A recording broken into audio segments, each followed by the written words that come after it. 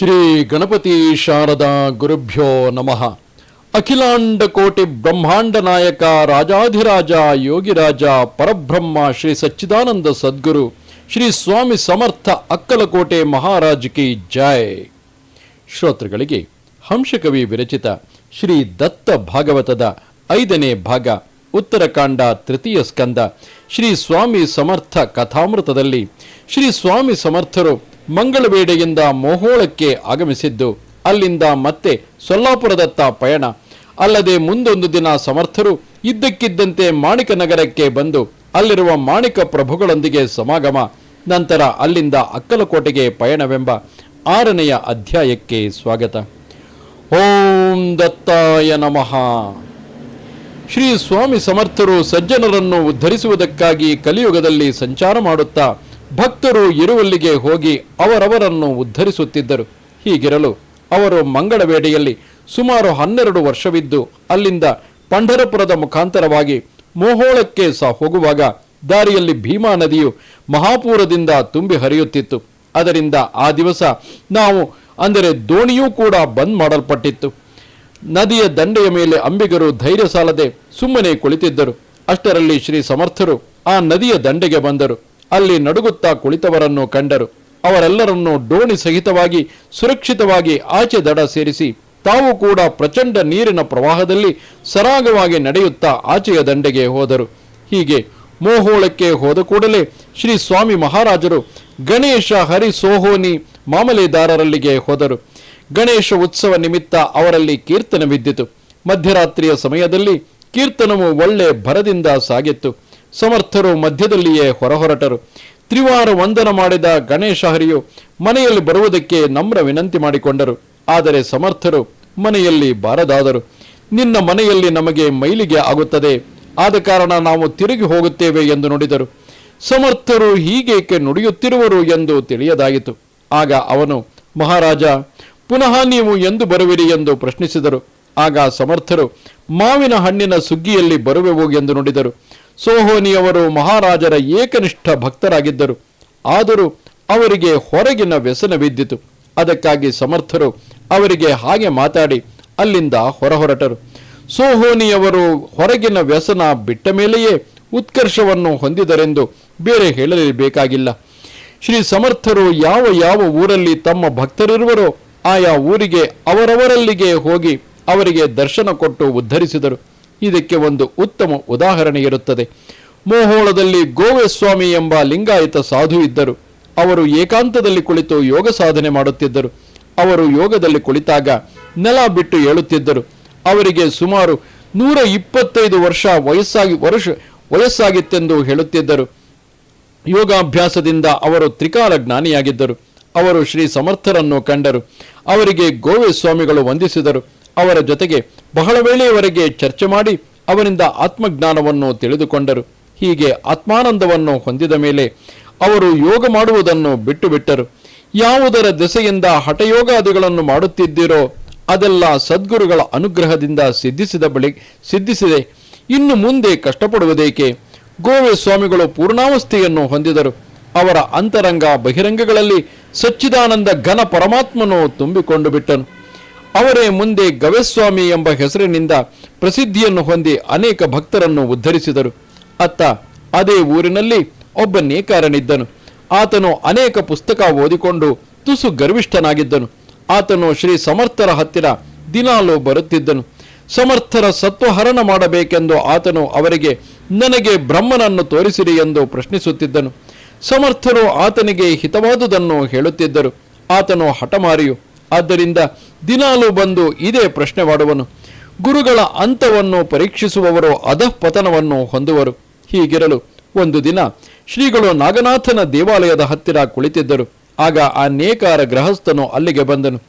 ಇಂದು ನನಗೆ ಬ್ರಹ್ಮನನ್ನು ತಾವು ತೋರಿಸಲೇಬೇಕು ಎಂದು ಹಠ ಹಿಡಿದನು. ಅವನಿಗೆ ಸಮರ್ಥರು, ಒಳ್ಳೆಯದು, ನಿನಗೆ ಬ್ರಹ್ಮನನ್ನು ನೋಡುವುದಿದೆಯಲ್ಲವೇ? ಅಗೋ ನೋಡು ಎಂದು ಸಮರ್ಥರು ಅವನ ಎದುರಿಗೆ ಬಟ್ಟು ತೋರಿಸಿದರು.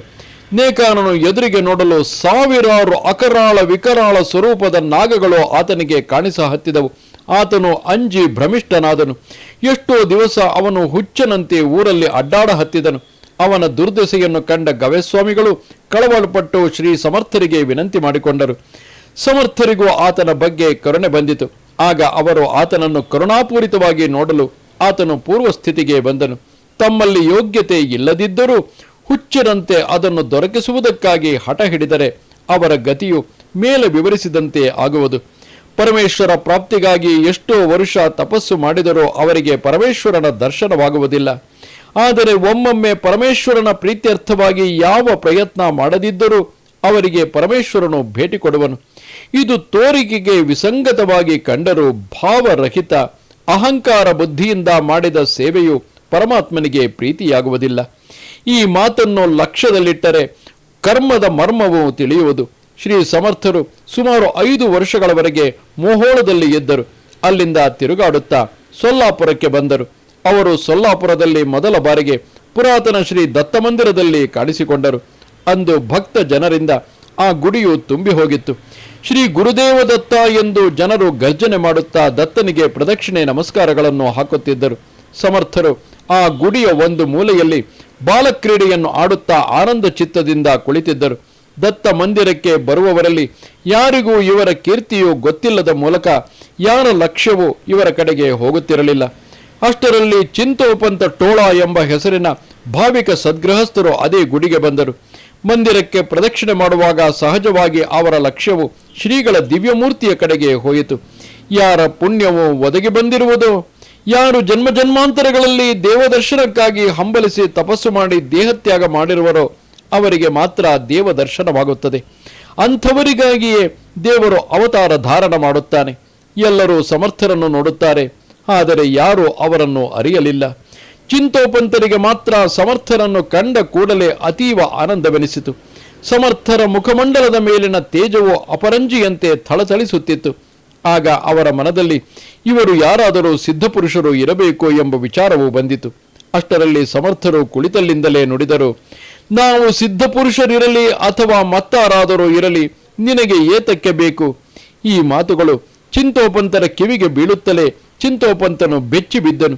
ಆತನ ಸಂಶಯವು ನಿರಸನವಾಯಿತು. ಆದರೆ ಅವನಿಗೆ ಹೊಸ ವಿಚಾರವೊಂದು ಬಂದಿತು. ಇವರು ಏನಾದರೂ ಮನಸ್ಸಿನೊಳಗಿನದನ್ನು ತಿಳಿದುಕೊಳ್ಳುವ ವಿದ್ಯೆಯನ್ನು ಕಲಿತವರಿರಬೇಕು ಎಂದು ಚಿಂತೋಪಂತನು ಚಿಂತಿಸುತ್ತಿದ್ದಂತೆಯೇ, ನಾವು ಮನಸ್ಸಿನೊಳಗಿರುವುದನ್ನು ತಿಳಿದುಕೊಳ್ಳುವ ಜಾದೂಗಾರನಾಗಿದ್ದೇನೆ, ಇದರಿಂದ ನಿನಗೆ ಏನಾಗಬೇಕು ಎಂದು ಸಮರ್ಥರು ಅಲ್ಲಿಂದಲೇ ಗರ್ಜಿಸಿದರು. ಆಗ ಚಿಂತೋಪಂತರಿಗೆ ಸಮರ್ಥರ ಮಾತು ಕೇಳಿ ಇವರು ಸಾಮಾನ್ಯ ಯತಿಗಳಲ್ಲ ಎಂಬ ನಿಶ್ಚಯವಾಯಿತು. ಟೋಳರು ಅವರ ಹತ್ತಿರ ಬಂದು ಗಟ್ಟಿಯಾಗಿ ಅವರ ಪಾದಗಳನ್ನು ಹಿಡಿದುಕೊಂಡರು ಹಾಗೂ ತಮ್ಮ ಮನೆಗೆ ಬರಬೇಕೆಂದು ಪ್ರಾರ್ಥಿಸಿಕೊಂಡರು. ಹೀಗೆ ಚಿಂತೋಪಂತರ ಉತ್ಕಟ ಭಾವವನ್ನು ಕಂಡ ಶ್ರೀ ಸಮರ್ಥರು ಸಂತೋಷದಿಂದ ಅವರ ಆಮಂತ್ರಣವನ್ನು ಸ್ವೀಕರಿಸಿದರು. ಅದರಂತೆ ಸಮರ್ಥರು ಒಂದು ದಿನ ಅವರ ಮನೆಗೆ ಬಂದರು. ಚಿಂತೋಪಂತನಿಗೆ ಅತೀವ ಆನಂದವಾಯಿತು. ಅವರನ್ನು ಪಡಸಾಲೆಯಲ್ಲಿ ಒಂದು ಉಚ್ಚ ಆಸನದಲ್ಲಿ ಕೊಳ್ಳಿರಿಸಿದನು. ತಾನು ಸ್ನಾನಕ್ಕಾಗಿ ಒಳಗೆ ಹೋದನು. ಅಷ್ಟರಲ್ಲಿ ದಾಜಿಬಾ ಸೋಹೋನಿ ಎಂಬ ಹೆಸರಿನ ಗೃಹಸ್ಥನು ಟೋಳರಿಗೆ ಭೇಟಿಯಾಗಲು ಅಲ್ಲಿಗೆ ಬರುವನು. ಅಷ್ಟೊತ್ತಿಗೆ ಟೋಳರ ಸ್ಥಾನವು ಅದೇ ವೇಳೆಗೆ ಮುಗಿದಿತ್ತು. ಅವರು ಪಂಚೆಯಿಂದ ಮೈವರಿಸಿಕೊಂಡು ಮಂತ್ರ ಹೇಳುತ್ತಿದ್ದರು. ದಾಜಿಬಾನುವು ಸಮರ್ಥರು ಉಚ್ಚಾಸನದಲ್ಲಿ ಕುಳಿತಿದ್ದನ್ನು ಕಂಡನು. ಅವನು ನೇರವಾಗಿ ಚಿಂತೋಪಂತರು ಇದ್ದಲ್ಲಿಗೆ ಹೋದನು. ದಾಜಿಬಾನು ಚಿಂತೋಪಂತರ ಕಿವಿಯಲ್ಲಿ ಮೆಲ್ಲನೆ ಹೇಳಿದನು, ಚಿಂತೋಪಂತರೇ, ನೀವು ಈ ಸ್ವಾಮಿಗಳನ್ನು ಊಟಕ್ಕೆ ಕರೆದಿರುವರಂತೆ, ಹೌದೇನು? ಚಿಂತೋಪಂತರು ಹೇಳುತ್ತಾರೆ, ಹೌದು. ಏನಾಯಿತು? ನಿಮಗೆ ಗೊತ್ತಿಲ್ಲವೆಂಬಂತೆ ಕಾಣುತ್ತದೆ. ಈ ಸ್ವಾಮಿಗಳು ಬೇಕಾದವರಲ್ಲಿ ಊಟಕ್ಕೆ ಹೋಗುತ್ತಾರೆ. ಅವರಿಗೆ ಮಡಿ ಮೈಲಿಗೆ ಎಂಬುದೇನೂ ಇರುವುದಿಲ್ಲ. ನೀವು ಅವರ ಪಂಕ್ತಿಯಲ್ಲಿ ಕುಳಿತು ಊಟ ಮಾಡುವುದು ಶಾಸ್ತ್ರ ವಿರುದ್ಧವಾಗುತ್ತದೆ. ಹಾಗಾದರೆ ನಾನು ಏನು ಮಾಡಬೇಕೆನ್ನುತ್ತೀರಿ? ನೀವು ಅವರಿಗೆ ಪ್ರತ್ಯೇಕವಾಗಿ ಕೂರಿಸಿ ಊಟಕ್ಕೆ ಹಾಕಿರಿ ಎಂದನು ದಾಜಿಬಾನು. ಹಾಗೆಯೇ ಮಾಡುವೆನೆಂದು ಚಿಂತೋಪಂತರು ಉತ್ತರ ಕೊಟ್ಟರು. ಧೋತರ ಉಟ್ಟುಕೊಂಡು ಹೊರಗಡೆ ಪಡಸಾಲೆಗೆ ಬಂದರು.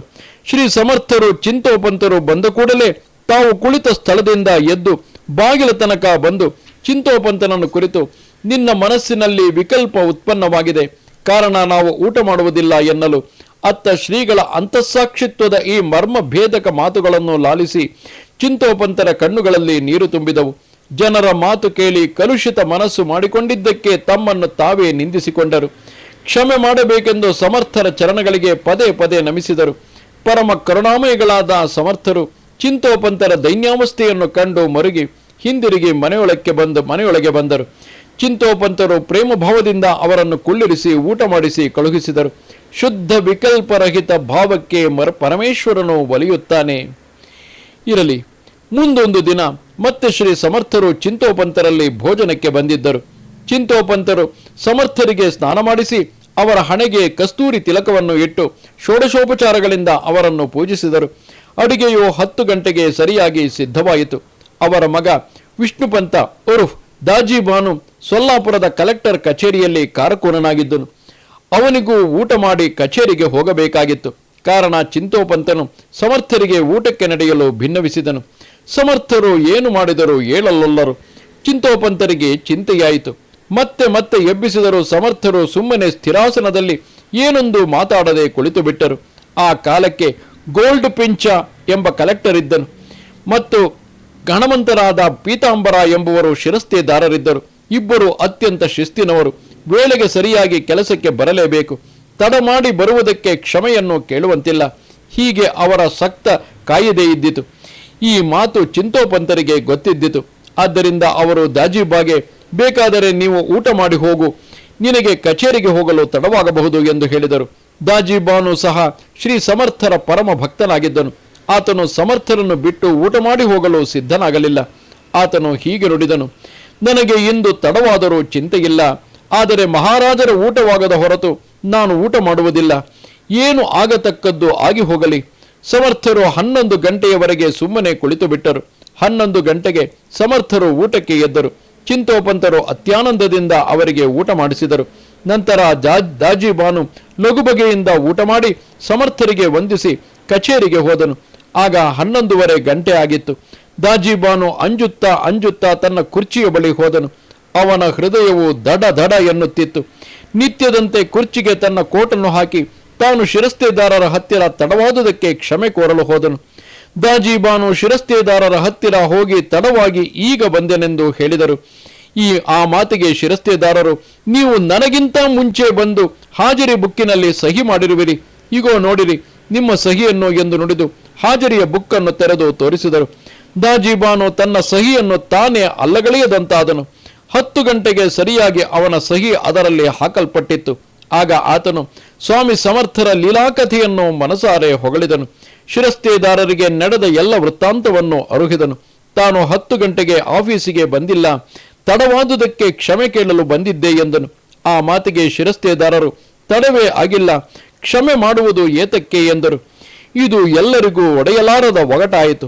ಸಮರ್ಥರ ಇಂಥ ಅಗಾಧ ಮಹಿಮೆಗಳು ಒಂದರ ಹಿಂದೊಂದು ದಿನೇ ಜರುಗುತ್ತಲೇ ಇದ್ದವು. ತುಸು ದಿನಗಳಲ್ಲಿ ಚಿಂತೋಪಂತರು ಸೇವಾ ನಿವೃತ್ತರಾದರು. ಆದರೆ ಅವರ ಅನುಭವ, ಪ್ರಾಮಾಣಿಕತನ, ಕರ್ತವ್ಯ ನಿಷ್ಠತೆಗಳನ್ನು ಕಂಡು ಶ್ರೀಮಂತ ಶಹಾಜಿರಾವ್ ಭೋಸಲೆ ಅವರು ತಮ್ಮ ಸಂಸ್ಥಾನದಲ್ಲಿ ಕಾರಭಾರಿ ಎಂದು ಅಕ್ಕಲಕೋಟದಲ್ಲಿ ಕೆಲಸ ಮಾಡಲು ಅವರನ್ನು ಕರೆಕಳುಹಿಸಿದರು. ಈ ಕೆಲಸವು ಮಾನ ಮರ್ಯಾದೆಯುಳ್ಳದ್ದು ಇದ್ದಿತು ಹಾಗೂ ಸಾಕಷ್ಟು ವೇತನವೂ ದೊರಕುತ್ತಿತ್ತು. ಅದಕ್ಕಾಗಿ ಚಿಂತೋಪಂತರು ಅಕ್ಕಲಕೋಟೆಗೆ ಹೊರಡಲು ಸಿದ್ಧರಾದರು. ಚಿಂತೋಪಂತರಿಗೆ ಸಮರ್ಥರೆಂದರೆ ಎಲ್ಲಿಲ್ಲದ ಭಕ್ತಿ ಉಕ್ಕುತ್ತಿತ್ತು. ಹೀಗಾಗಿ ಅವರು ಸಮರ್ಥರನ್ನು ಕಂಡು ತಮ್ಮ ಜೊತೆಗೆ ಅಕ್ಕಲಕೋಟೆಗೆ ಬರಬೇಕೆಂದು ವಿನಂತಿ ಮಾಡಿಕೊಂಡರು. ಕೂಡಲೇ ಸಮರ್ಥರು, ಅಕ್ಕಲಕೋಟೆಯಲ್ಲಿ ಬಿಸಿಲು ಬಹಳವಿದೆ, ನಾವು ಬರುವುದಿಲ್ಲ ಎಂದು ನುಡಿದರು. ಆಗ ಅವರು ಮತ್ತೆ, ಮಹಾರಾಜ, ಹಾಗಾದರೆ ನೀವು ಯಾವಾಗ ಬರುವಿರಿ ಎಂದು ಚಿಂತೋಪಂತರು ಪುನಃ ಪ್ರಶ್ನಿಸಿದರು. ಆಗ ಸಮರ್ಥರು, ಮಳೆ ಬಿದ್ದ ಮೇಲೆ ಬರುವೆವು ಎಂದರು. ಚಿಂತೋಪಂತರು ನಿರುಪಾಯವಾಗಿ ಅವರ ಅಪ್ಪಣೆ ಪಡೆದು ಒಬ್ಬರೇ ಅಕ್ಕಲಕೋಟೆಗೆ ಹೋದರು. ಮುಂದೆ ತೀವ್ರದಲ್ಲಿಯೇ ಶಹಾಜಿರಾಜರು ಮರಣ ಹೊಂದಿದರು. ಮಾಲೋಜಿರಾಜರು ಗಾದಿಯ ಮೇಲೆ ಕುಳಿತರು. ಸಮರ್ಥರು ಬಿಸಿಲು ಬಹಳವಿದೆ ಎಂದು ಸೂಚಿಸಿದ್ದು ಅರ್ಥಪೂರ್ಣವಾಗಿತ್ತು. ಶಹಾಜಿರಾಜರ ಮೃತ್ಯು ಸಮೀಪದಲ್ಲಿದೆ ಎಂಬುದಾಗಿತ್ತು.